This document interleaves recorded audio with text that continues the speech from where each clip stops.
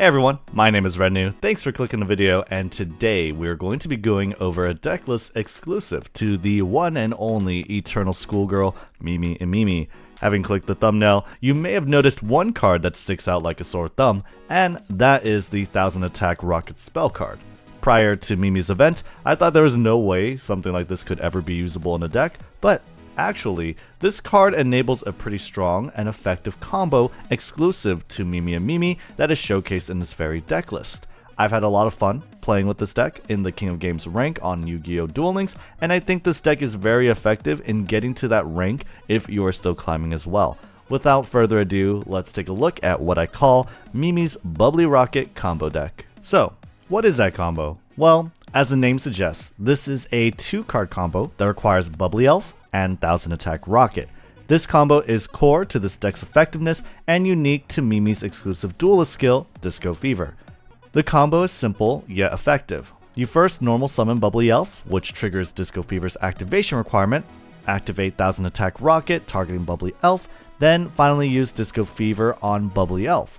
1000 attack rocket first pumps Bubbly Elf from 800 attack to 1800, then Disco Fever pumps her for an additional 700 attack for a total of a whopping 2500 attack points, allowing her to go toe to toe with the strongest monsters in the game right now. You might be wondering, okay, but why is this combo so effective? Well, the reason why this combo is so strong has to be its level of consistency. For one, 1000 attack rocket is a spell card, meaning you are able to stockpile it in your spell or trap zones until you are able to find either Bubbly Elf or Seahorse Carrier. Normally, with its effect to salvage a light aqua normal monster from grave, Seahorse Carrier's utility is limited to being 1 card for 2 tributes. Now I say limited, but that effect is already pretty good. But with this combo, we're able to add on to that, giving Seahorse Carrier the ability to salvage a non-tribute monster with 2500 attack now with Bubbly Elf. That is an insane amount of utility.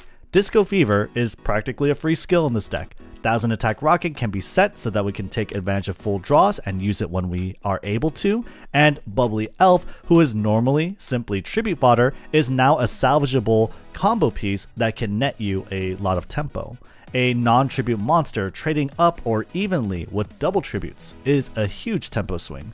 With this combo, you're less draw dependent when trying to find outs against big threats, and you're able to rely more on your graveyard being able to house Bubbly Elf as a tool.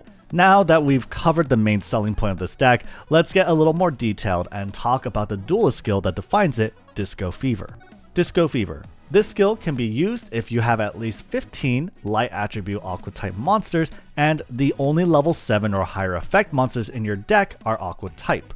This deck requirement is surprisingly not as restrictive as others similar to it, like Roman's Psychic Drive skill. Having to fill a quota of light aqua monsters is a lot more preferable than outright restricting our monster lineup to just psychics.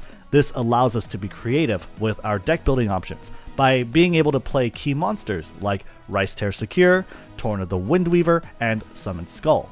The requirement: this effect can be activated during the turn you have summoned a light attribute aqua type normal monster. The effect reads, any number of light attribute aqua type monsters on your field whose total levels equal 10 gain 700 attack until the end of the turn. Now, without actually using the skill or being familiar with Duel Links and the way they translate these skills, you might be thinking that this effect is really hard to use. Having to summon a light aqua monster whose levels must add up to equal 10 is so specific and very difficult to do. How can we be able to utilize the skill under these restrictions? Well, you don't. The great thing about this skill is that it is mistranslated. How it works is that you may select any number of light aqua monsters to buff with this effect so long as their total levels do not exceed 10. You are unable to select the same monster multiple times, but some combinations include Bubbly Elf on her own, Bubbly Elf with Lamoon the Party Princess and Cannon the Sword Diva, or my favorite combination, Bubbly Elf with Diane Keto the Boogie Master. Note that even if Seahorse Carrier, Seahorse Server, and Diane Keto are not normal monsters and therefore cannot trigger Disco Fever's activation requirement, they are still valid targets to buff with this effect. After reviewing Disco Fever, we can see that it is a very useful skill that covers for Dianketo's only weakness, which is her inability to trade up against key meta monsters like Multi-Strike Dragon Dragius or Summon Skull. Using the skill limits us to only being able to use just Dianketo as our top end boss monster. As well, it forces us to use lower quality light aqua monsters like Grace Princess Kana. That said, the trade-off is being able to load Seahorse Carrier with so much utility. This deck is practically carried by Seahorse Carrier. Not only are we able to utilize his effect to salvage tribute fodder, but he can also salvage Bubbly Elf as a combo piece. Running a lot of effects that require discards is also a great way to leverage its ability even further. This makes your monster lineups potentially very explosive, being able to generate a 2100 attack point swing in optimal conditions, like when you summon 2 cannons and a Bubbly Elf. This and other combinations, however, since they require 3 monsters, are not very realistic. What is very realistic, however, is a 2400 attack point swing by using the Bubbly Rocket combo with Bubbly Elf and Dianketo.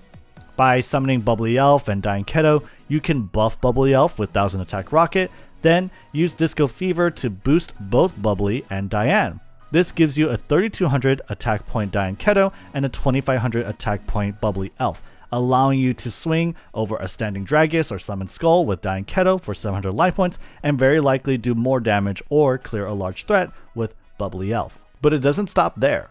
Pierce is also a great card that can scale this combo substantially and outright steal games by allowing you to attack low defense monsters for a huge life point swing. If you have a standing Dianketo, opponents may set pass as their only option to try and buy time.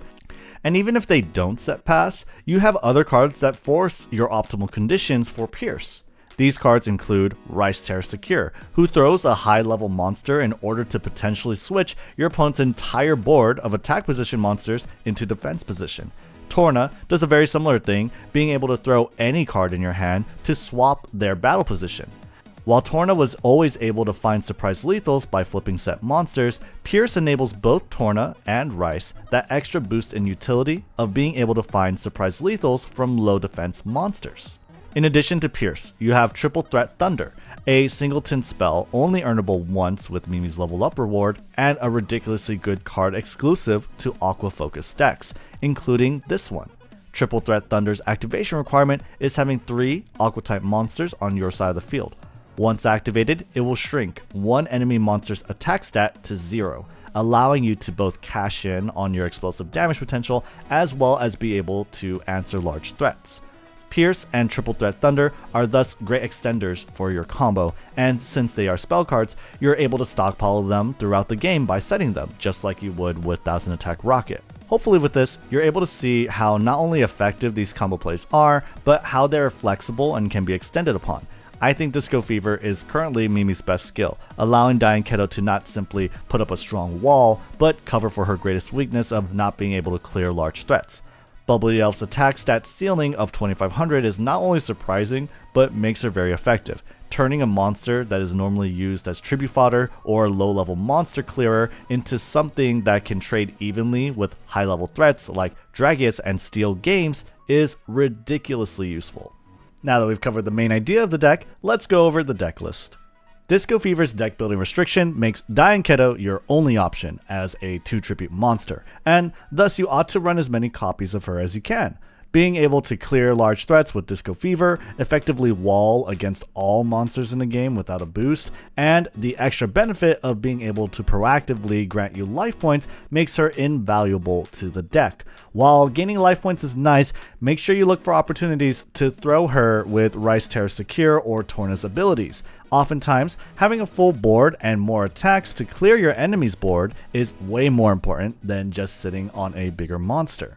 For your single tribute monsters, we have 1 copy of the legendary Summon Skull, 3 copies of Torna the Windweaver, and 1 copy of Gravity Pressed Dragon for a total of 5 monsters. I've played around with this ratio a lot and found that increasing it by even just 1 puts you at way too much of a risk of drawing into an unplayable hand. Since light aqua monsters have poor stats, they're not likely able to carry over into your next turn and act as tribute fodder, meaning we have to be conservative in the number of tribute summons we put in the deck. Let's go through each single tribute monster briefly. Summon Skull is of course the best single tribute with its overstated body and is thankfully able to be played under Disco Fever's deck building restriction. Being able to summon a monster with 2500 attack that has that stat for both of the player's turns for just a single tribute is invaluable with our current card pool. Torna the Windweaver is absolutely necessary in this deck, and you should run as many copies as you can. Being able to find surprise lethals with Pierce or by flipping a low level set monster makes him a vital part to your finishers, as well as an excellent card that trumps the ever popular Dragius. Finally, Gravity Press Dragon acts as a poor stand-in for a fourth Torna. Gravity Press Dragon throws a card to lower the stats of an enemy monster, allowing you to sneak extra damage, solve smaller threats, and tribute off your low value monsters like Grace Princess Kana or Seahorse Carrier. Gravity Press Dragon is easily the most replaceable filler monster in the deck. Until we get something like Vishwar Lambadi or Northern Gyoza Girl or something with more utility, he'll have to do. You can possibly experiment with cards like Umegami, the Ruler Squad like I have, but given the amount of low-level monsters you run in this deck, I value Gravity Press Dragon as a discard outlet and for his effect's less restrictive activation requirement. Now for the low-level lineup. Keep in mind that if you are making changes to the deck, the low-level lineup makes up for the bulk of your Disco Fever deck building requirement of having at least 15 light aqua monsters. In this deck, I run 18 light aqua monsters and I'll explain why. Starting with the effect monsters, let's talk about Rice Terror Secure. You should play as many Rice Terror Secures as you can, but she is absolutely not core to how the deck functions. She's a high rarity extension piece with utility that is enabled by the Light Aqua engine, but is easily replaceable by other more commonplace cards with different utility like Thunder the Thunder or Seahorse Server. That said, given how she is able to find lethals with Pierce and help sweep large boards, I think she finds an excellent home in this deck. In contrast, Seahorse Carrier is absolutely vital to how this deck functions, and thus you should run 3. Seahorse Carrier's effect is to recover a light aqua normal monster from your graveyard on the turn Carrier is normal summoned, essentially acting as 2 tributes in 1 card. Alongside Disco Fever, it is the glue that holds this entire deck together, providing a lot of value to the otherwise low quality light aqua normal monsters. Without Seahorse Carrier, it would be extremely difficult to summon Diane Keto and back her up with a quality board, find Bubbly Elf for your combo, and enable Disco Fever's activation requirement. Next, we can talk about the normal monsters. You can play around with the quantities so long as they meet Disco Fever's deck building requirement, but I have found a lot of success with simply running 3 of each. When playing this deck, keep in mind the attack potential. Kanan the Sword Diva, for her standalone value, has a 2100 attack point ceiling. Lamoon, the Party Princess, is in a similar position, being able to reach 1900 attack points. Bubbly Elf, as well, has insanely high value when paired with 1000 attack Rocket. On top of being the best Rocket target, she is also a level 2 monster, meaning she can be buffed alongside Diane Keto with Disco Fever. For all these monsters, I play 3 copies of each. The most replaceable monster by far is Grace Princess Kana. With 1000 attack Rocket, she can reach 1900 attack, which is okay, but obviously less than ideal. That said, 1400 defense is still relevant versus other Aqua and Spellcaster decks.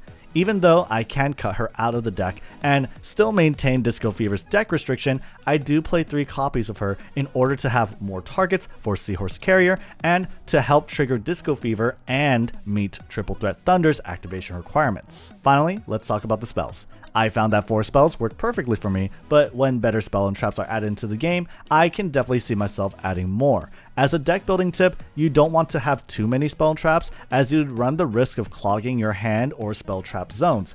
But as well, having too little spell traps also runs the risk of having an overflow of monsters in your hand.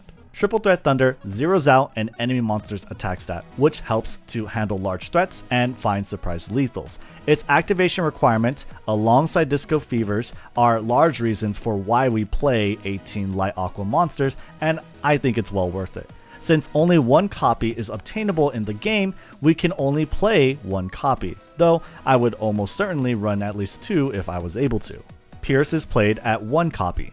This deck doesn't typically have quality boards on turn pass given its low-level monster lineup, so the likelihood of your opponent set passing is actually quite small. Torna and Rice guarantee the spell's usage of having an enemy monster in defense position, but for me, it's not reliable enough to have more than one copy of Pierce. Since Pierce isn't a problem solver, but is exclusively a combo extender and otherwise a cheeky way to sneak in damage, I would be careful about playing more copies. Finally, we have the core piece of this deck's namesake, 1000 Attack Rocket. It's powerful enough to be played at 2, but not effective enough as a standalone to be played at 3. With your only viable targets including Bubbly Elf and Grace Princess Kana, the latter which is more or less a last resort, I can't really see myself bumping up the quantity. 1000 Attack Rocket sort of legitimizes the Light Aqua engine for me and legitimizes playing something like Bubbly Elf. Bubbly Elf is otherwise a very low value monster without 1000 Attack Rocket being able to boost her. Alright, that's the deck list, its plays, and each card one by one. Let's hop into a game and talk a little bit about how it plays. Alright, let's get into another game with the Bubbly Rocket combo deck.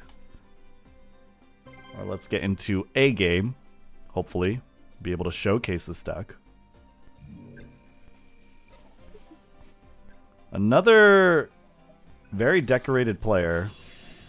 I don't know, was that like some silver, some golds, some bronzes? I don't know. Was that like his previous ranks? Alright. I'm on the draw here.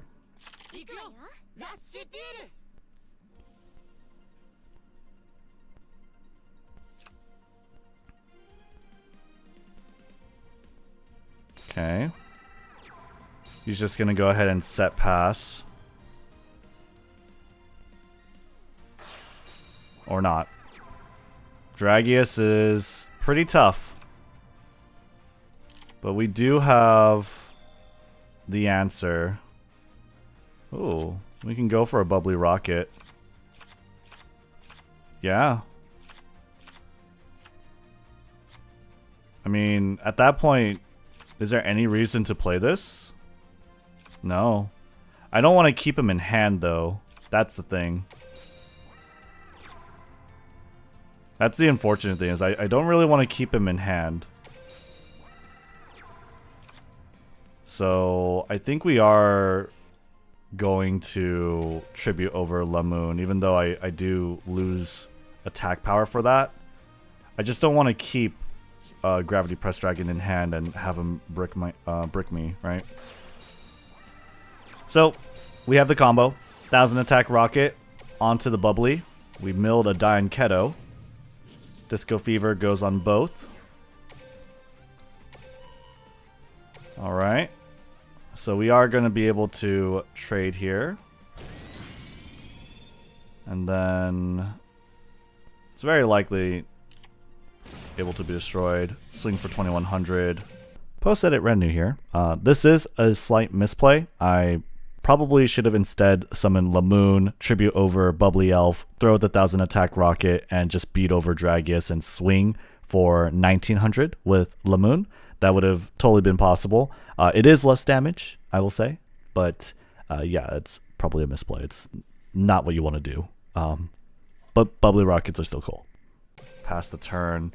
Yeah, very likely, you know, anything that requires no tribute should be beat over by 1500. So yeah, we were able to trade evenly against Dragius. He's going to do a double tribute here. Second Dragius. When is it not a second Dragius? Back-to-back turns. Good recovery force here. He's going to be able to find another monster to summon and back up his Dragius. Or not. I guess he has 2 double tributes in his hand. 2 tribute summons in his hand. That's what's likely the case. Nice. That's very nice. I like that. Okay. Unfortunately, I can't rid my board of monsters. Maybe it was better to keep Gravity Press Dragon. So I'm going to float a card. I'd rather float Seahorse Carrier more than anything. And definitely... I mean, we're going to push for damage, for sure. So... I think we're going to do Seahorse Carrier without an effect. Because I don't want to float more cards. Triple Threat Thunder is going to be able to be activated. I think we have lethal here, actually. I don't know. I can't count. Why count when I can just swing? I think it is lethal. Yeah. Yep. Nice. Nice. Quick game to another game. Ooh. Okay. King of Games. Look at him. Look at all those ranks. Wonder if he's a speed duel player with all those ranks. I mean, it should be, right?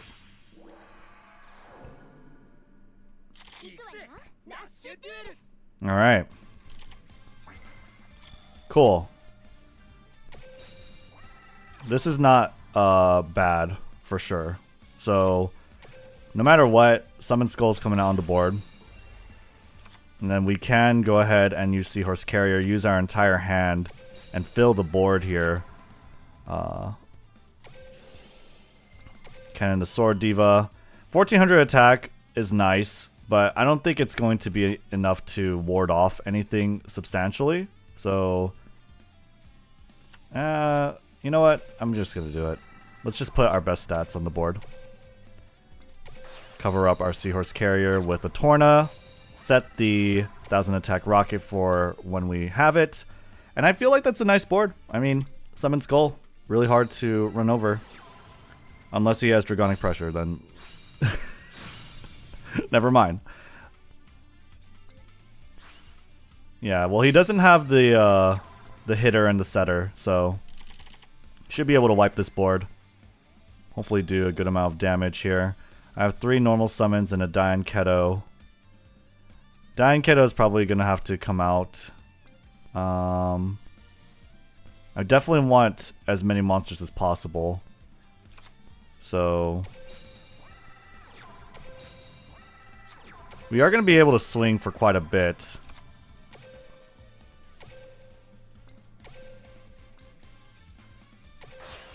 Yeah, I think we just go all out here.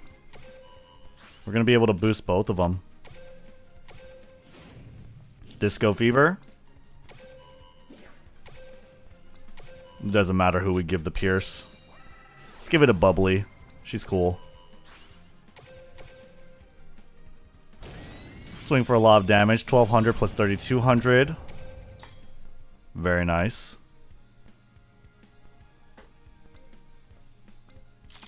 Dan Keto's going to be hard to get rid of, for sure.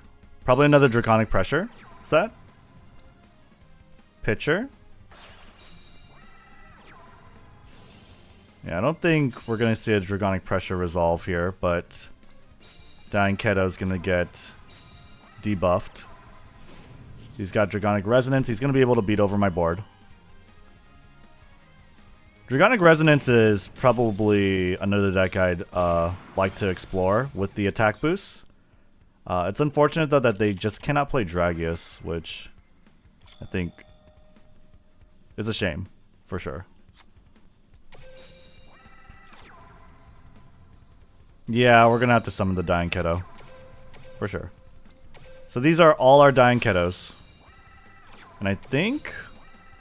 like, we could have had Grace Princess Kana, but Grace Princess Kana would have only been 900 attack, which is not enough to beat over anything. And to be fair... no, yeah, we just boost Kanan. So, let me activate Dian Keto's effect here. Since we're definitely not using her, we'd rather have the full draw for next turn. Buff Kanan. Swing over here. Hopefully that's enough, but yep, Phantom Bind. Okay. It's unfortunate. Get rid of the effect monster here. Swing for 1000. Yeah, we had way too many Aquas. Not much we could have done about it, though.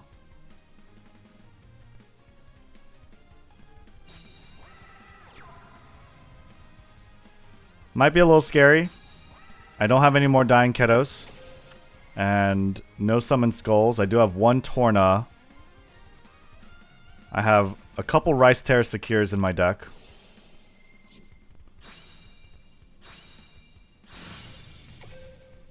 Okay. He's gonna have pitcher and setter. Or I don't know what they're called. Pitcher and hitter. I don't know. And then a double tribute. Very likely. We have 1000 attack rocket in the deck.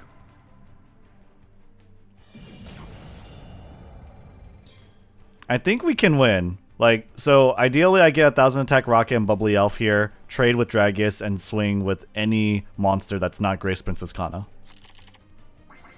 Or just get Triple Threat Thunder. just get Triple Threat Thunder. That's fine too. I'm okay with that. Yeah. That's a pretty good card. Let's boost. And we got it. Good game. Alright, that's the Bubbly Rocket combo deck. Thank you guys so much for watching. If you enjoyed or learned something from this guide, like the video and subscribe for more Rush Duel content. Helps me out a ton. Would love to hear your feedback as well on this video, since this is my first deck guide for Rush Duel, so please leave a comment below letting me know your thoughts. That's it for me. My name is Renu, and I'll see you all next time. Thanks.